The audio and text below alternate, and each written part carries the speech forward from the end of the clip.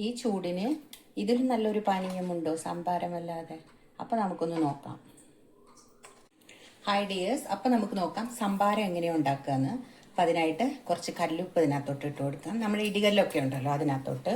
കൂടെ 2 കഷ്ണം ഇഞ്ചി ഇട്ട് കൊടുക്കാം. ഒരു 3 പച്ചമുളക് ഇട്ട് കൊടുക്കാം.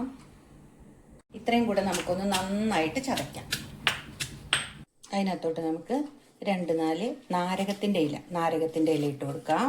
കൂടെ കുറച്ച് കറിവേപ്പിലയും കൂടി ഇട്ട് നല്ലതായിട്ട് ചതച്ചിട്ട് വരാം. നമ്മുടെ ചതച്ച ചേരുവ ഇതുപോലെ നല്ലതായിട്ടുണ്ട്. ഇത് നമുക്ക് ഇതിനകത്തോട്ട് ഇട്ട് കൊടുക്കാം. നമ്മുടെ തൈരടിച്ചത് ഒഴിച്ചു കൊടുക്കാം.